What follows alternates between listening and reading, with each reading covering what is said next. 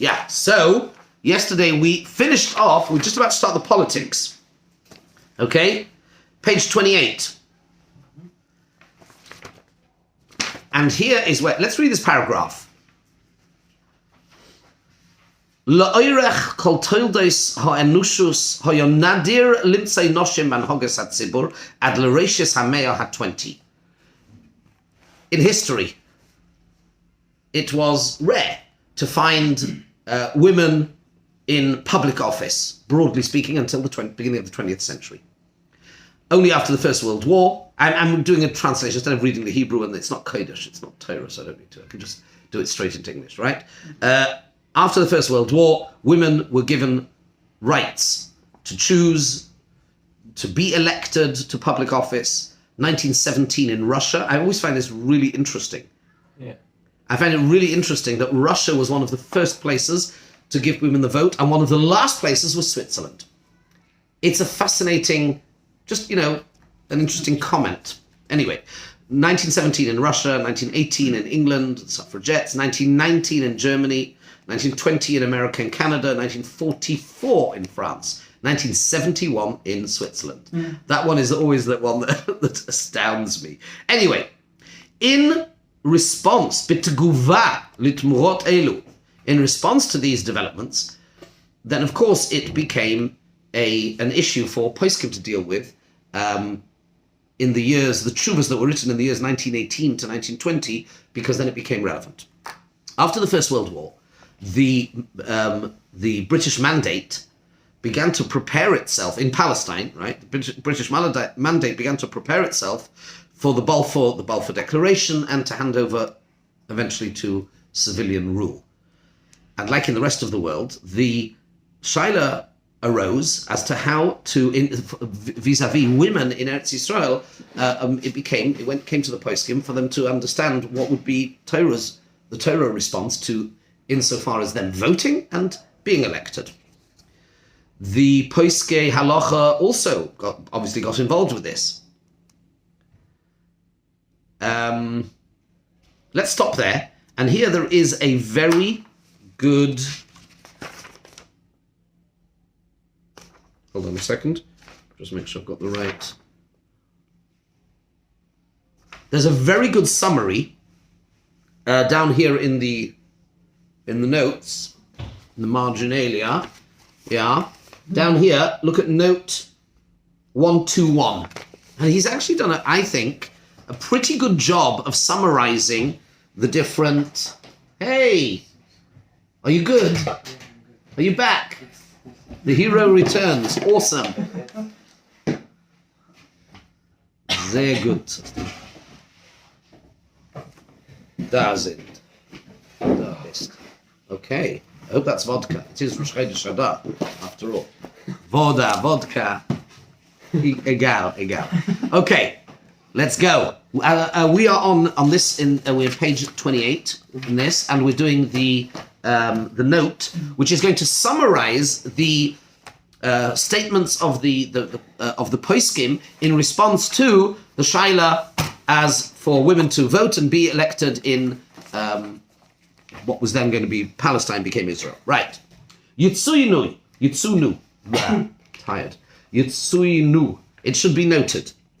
Many of the main tshuvas in this subject. Now, he summarizes, and he does a good job of in terms of classification of there being three primary stances: leheta, lechumra, and those somewhere in between.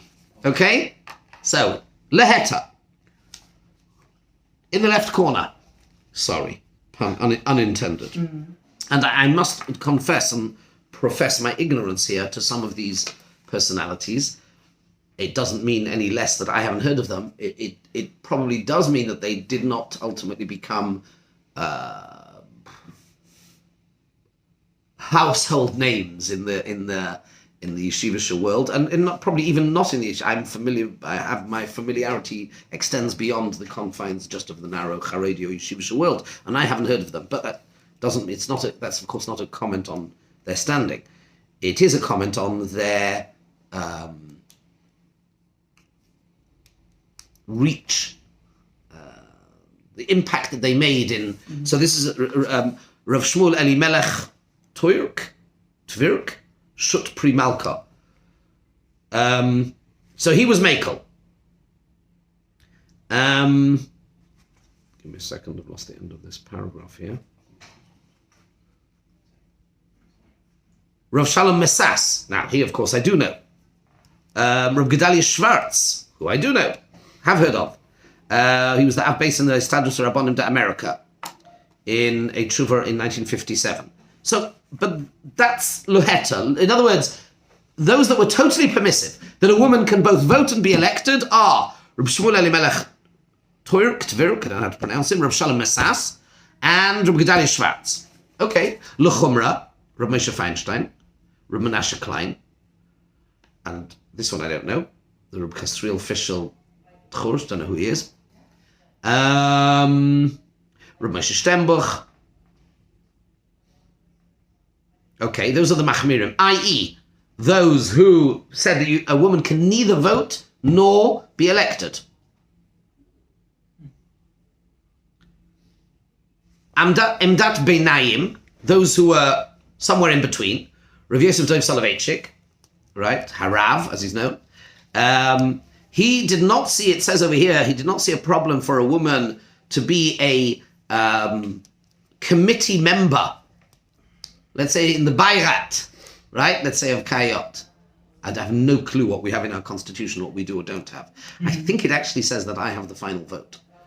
I think.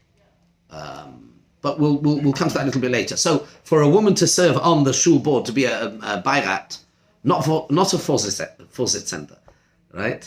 Or the other word I've recently learned, the Stellvertreter. I love these words. But to be on the Bayrat, on the committee, Rav Soloveitchik thought that would be okay. Why? Mikiven shehachlatot havad einon miskabelis al yidei ish boidet elo kekvutza. Possibly because on the one hand their power is only nur Empfehlung, right? But they don't necessarily decide, and even if they do, it is as a group, so it's not an individual. Although you could say that maybe if it was by vote, then maybe she could hold the balance of power, potentially, if it was by her vote, possibly. So I'm not sure how Rav Soloveitchik would respond to that. On the other hand, Rav Soloveitchik was of the opinion a woman cannot be a president of a kehillah. Because a president, by definition, a Vorsitzender a president has certain executive powers, where he can take some decisions on his own, whatever they may be. And therefore that would be inappropriate. He also held that a woman could not be the Stellvertreter, couldn't be a vice president of a kehillah, because that would also create the impression that in executive leadership it's okay, and he held it wasn't. Rav Soloveitchik held it wasn't. He had no problem with a woman being appointed as a mashgicha of kashrus. So those are the three broad responses. Now, let's go a bit further. Here. So that is that's the way the Shaila presented itself, and these are the different responses. What do we have over here? One of the rationale for those that are lenient for a woman to take part in democratic elections is because democracy is actually relatively weak for a bunch of reasons. First of all, and this is an interesting critique of democracy generally, or the way that it works. Let's say if you get in and you get voted not on the basis of having had the biggest war chest, that you've spent the most money. In America, it's insane how it works. It's basically, it has very little to do with your policies. It has pretty much everything to do with image and how much money you have. And people, they spend, the parties and the candidates are constantly fundraising staggering, mind-boggling amounts of money. Hundreds of millions of dollars going for it's insane, but that's neither here nor there. The point is, the minute you get elected, let's say to the Senate or to the British Parliament or any parliament, you immediately, what is it, 4 years max kind of thing? So it depends, the Senate, the Congress, I don't know, how does it work here in the Bundestag? 4 years. 4 years. So almost not long, how much time have you got where you are able to really do what you feel is the right thing to do, leadership? Not very much. You're always looking over your shoulder. Remember we said, Pnei HaDerki, Pnei HaKelev, like we said for Rabbi Chanan. You're always conscious about opinion polls. You're being led. You're doing very little leading because you're always conscious. You're never far away. You know, a year afterwards, you already start thinking about your next election. How do I please the electorate? What do they want to hear? Not necessarily what's good for them. Think about that from a leadership perspective. You know, think about it as a parent or as a teacher. So real leadership is doing what is sometimes, to be honest with you, sometimes unpopular. Real leadership is not a popularity contest. How does the old saying go? They say about a Rav. A Rav that everybody likes is not a good Rav. A Rav nobody likes is Nishkan Mensch.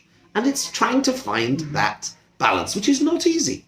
It's not easy, and it depends on so many different things. There are times where it's really, really difficult, and you've just got to make tough choices. But you have to do it totally motivated, not by self and not by ego and not by you, but by what you genuinely believe and you can rationally defend is the right thing for that person and for that, for the kehillah. Will you always get it right? No, of course not. But that is your job. That is what you have to do. And anybody who's in any position of leadership, and when you're a father, in charge of anything, that is the way you have to. So real leadership is probably quite rare in democracies. Real leadership, and therefore this can actually potentially work in the favour of allowing women to get into leadership because it's not real leadership anyway. You can be booted out pretty much at any time. What would be if in the middle of let's not refer to synagogue politics or anything like that, but if people are unhappy with stuff, there are mechanisms if there's enough of them, and there are mechanisms, there are democratic mechanisms. Which is good in a way, to have checks and balances so nobody gets carried away with their own power, with their own whatever it is. So, we had that with Trump. Yeah. What's called you can have a vote of no confidence. In America, you have impeachment. So they try to. That's not a chiddush anymore. I used to think it was a big deal. They try to impeach almost every president. And it's a whole long and complicated and drawn-out process. I don't think it's ever... I mean, I'm not an expert in any mean at all in American constitutional history, but I don't think they've ever... Wasn't Nixon impeached? Because of his lies, because of Watergate? Maybe. I don't know. Anyway, but yes, it's important. There are checks and balances. You have an executive, you have a legislature, you have a judiciary that has to be independent. So in other words, we're not talking about real power anyway. That is possibly one idea. Right.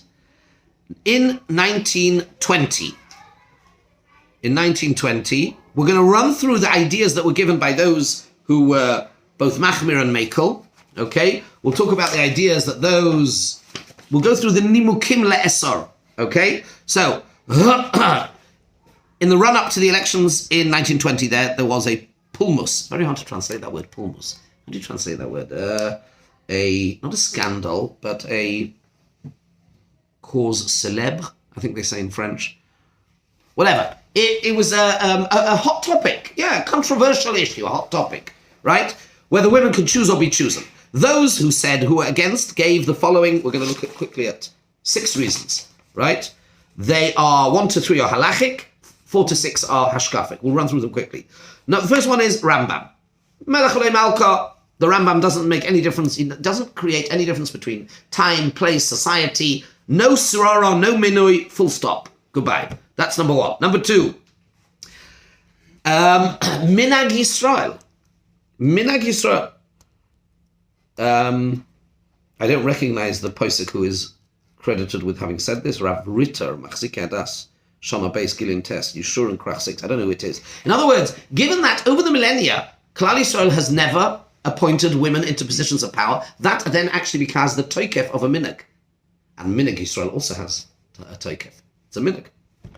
Number 3, anything that could bring possibly to pritzus, should be avoided. And the idea of a woman operating in the public sphere could be inappropriate for a woman. And this idea was put forward, was discussed at least, by Rav Uziel, the Rav Arashi. He was actually of the opinion that it wouldn't be a problem because he said that discussions of these things take place in committees and public fora, so it's not such a problem. Number 4 is the Rav Kook. Very interestingly, I found this really interesting.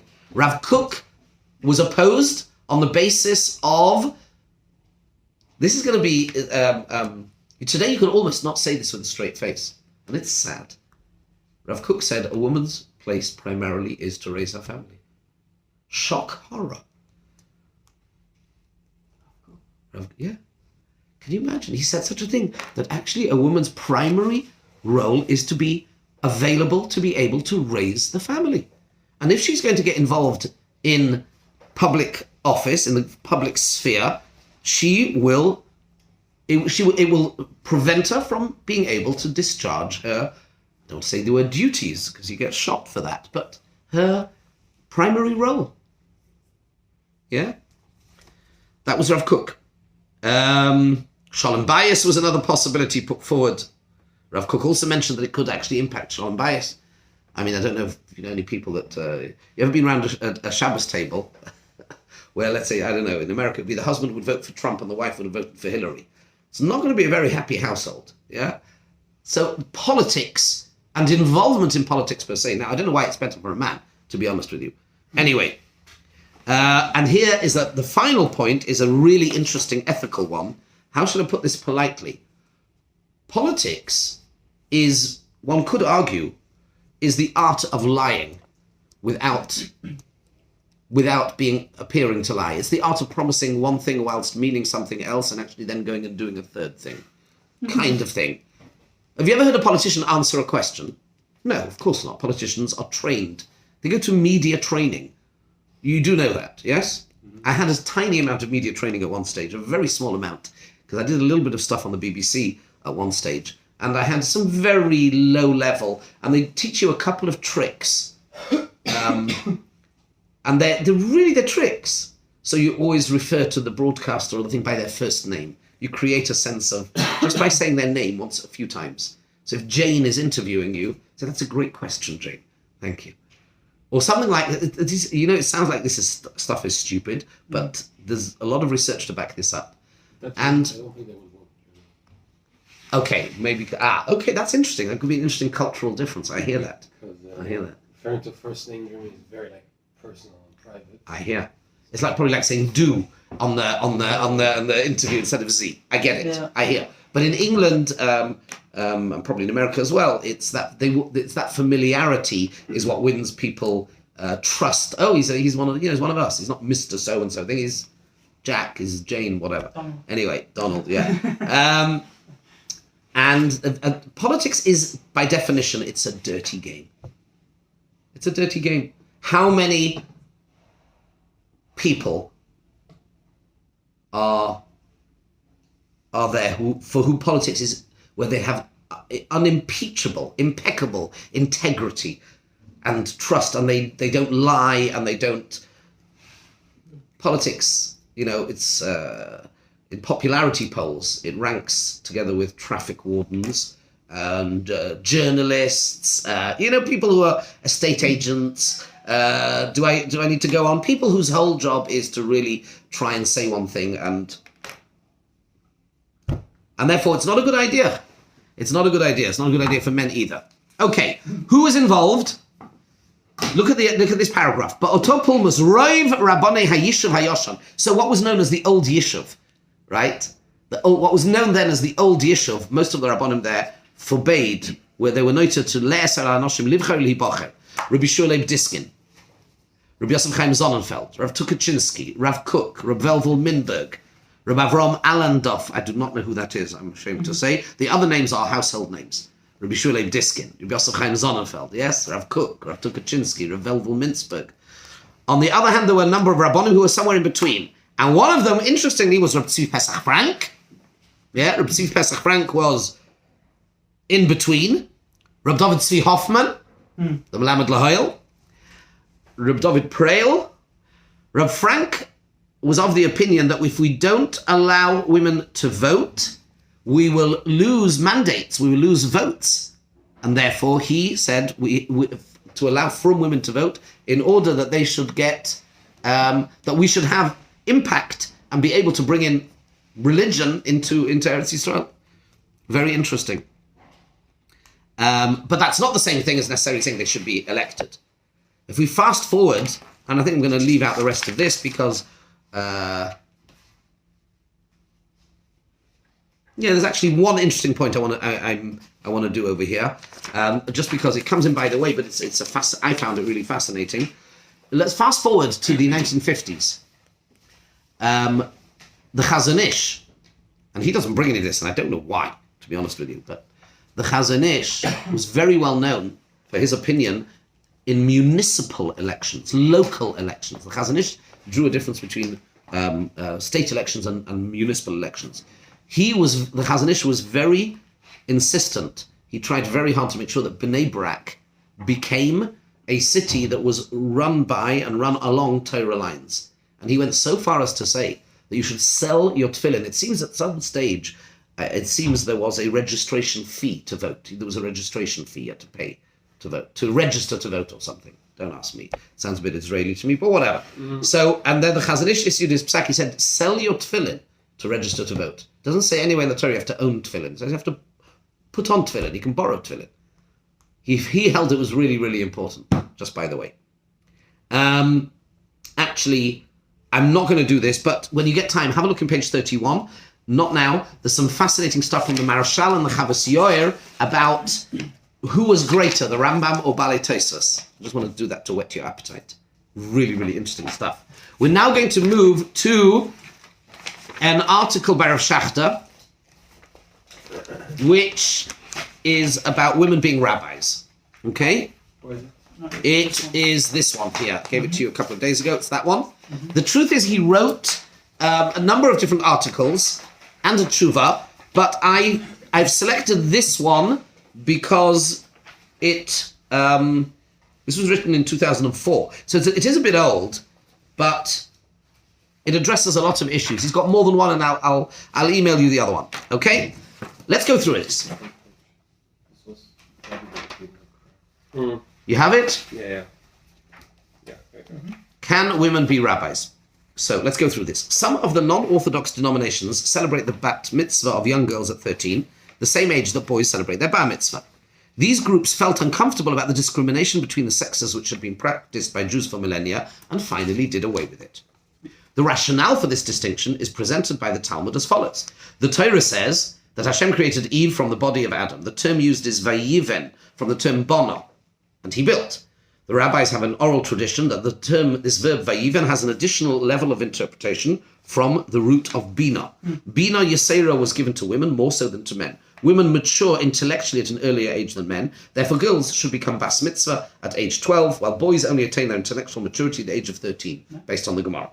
By insisting that the girls observe their bas mitzvah at age 13, just as the same as the boys, one is, in effect, insulting the women and denying that they were created with this bina yesera.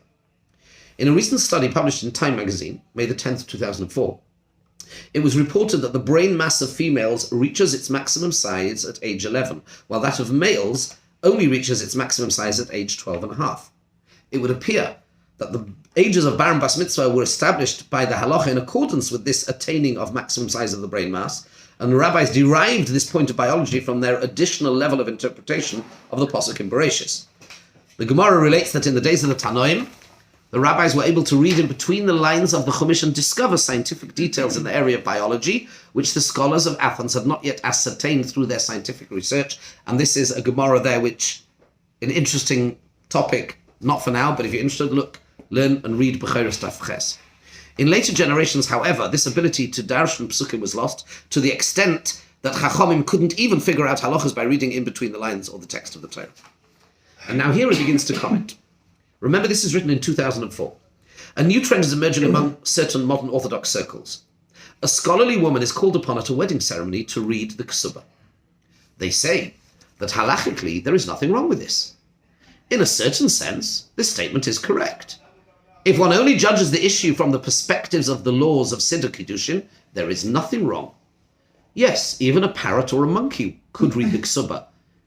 The marriage would still be 100% valid. Strictly speaking, the reading of the ksuba is not at all part of the marriage ceremony. This minhag was introduced in the days of the Rishonim after the Goinim. After the Goinim had done away with the ancient practice of having a long pause of several months between Erusin and Nisuin. When a young girl would be married for the first time, the pause would be Ayah una mitvach. That's a Yiddish expression. The date for the chuppah would be set for the first Wednesday following the entire year after the Erusin. Yes, if you learn the beginning of Sumas Shokdu, you've done Shokdu? Yeah. Oh, you know exactly what it's about. Very good. In the days of the Gemara, there would have been no objection if Boiri Priyagofen would have been recited over the bracha of the cup of wine for the Berachas Nisuin. Despite the fact that the same bracha had already been recited in connection with the cup of wine used for the Berachas Erusin, because there was a pause of months in between the two occasions. However, once the Goinim introduced the practice of having the Nisuin follow immediately after the Erusin, the reciting of the blessing of Boiri Priyagofen the second time seems very strange.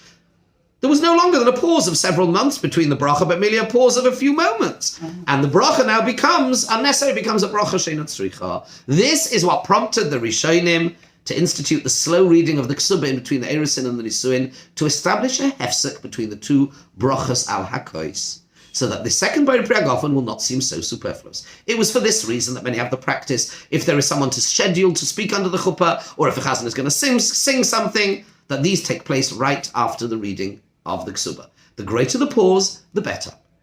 Some rabbis have the practice of reading the ksuba very quickly. I remember that whenever Rabbi Eliezer Silva Zecher Tzadik Livracha would be called upon to read the ksuba at a chasna, he would do so very slowly. Since the whole purpose of Kriyas HaKsuba is to introduce a pause between the brachas over the 2 cups of wine, the longer the pause, the better.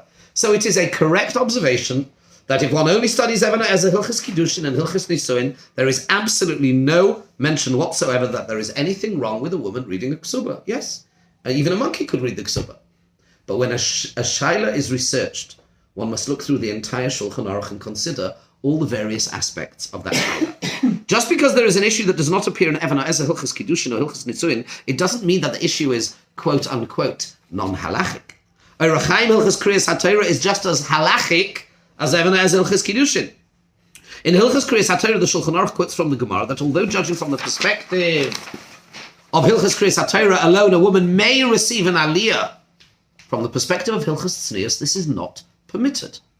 All people were created with Tzelem Elokim, and the Torah has instructed each of us to preserve his or her Tzelem Elokim. One aspect of Elokus is that HaKadosh Baruch Hu is a Keil Mistater.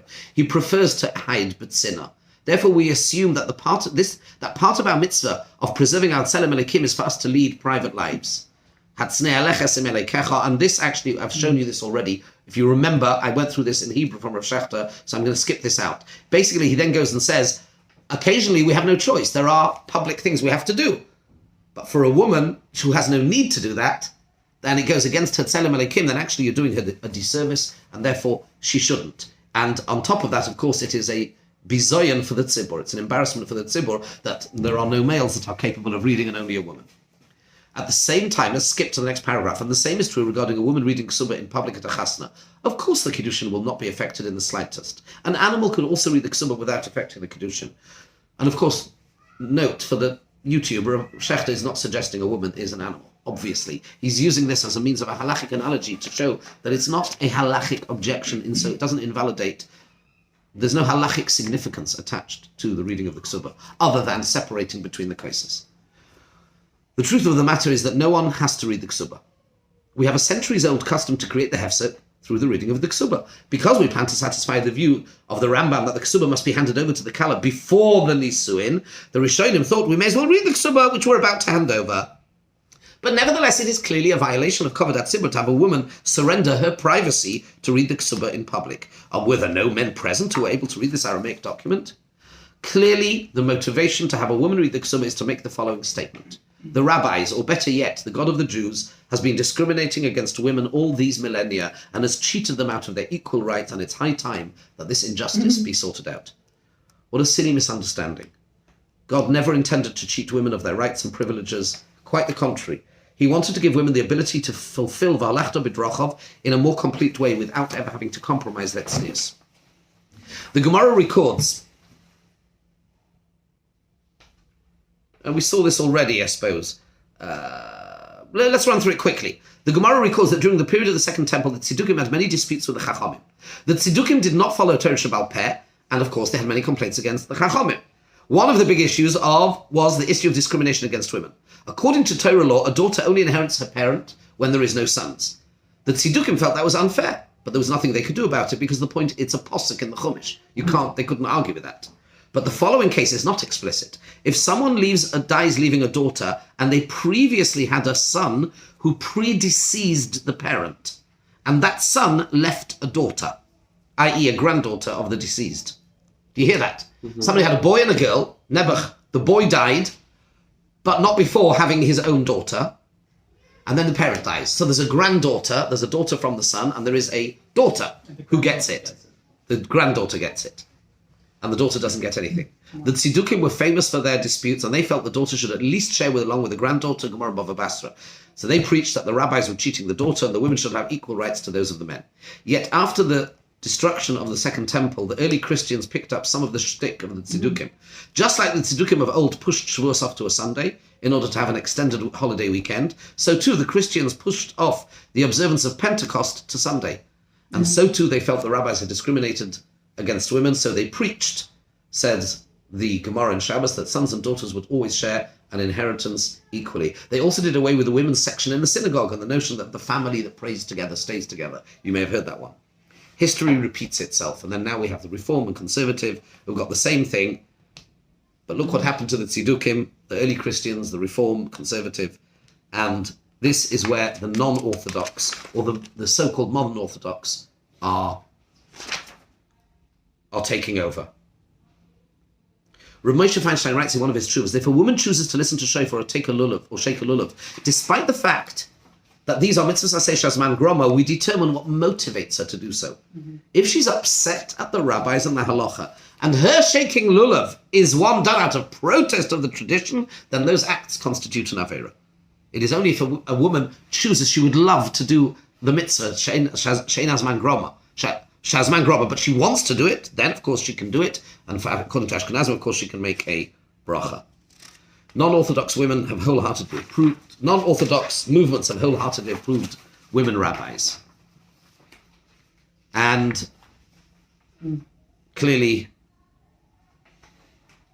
he's saying, we're not going to compromise on that, and therefore he comes out very clearly, as you would expect, against it. Next time, which is next Thursday, is the next time that we're going to meet, we will finalize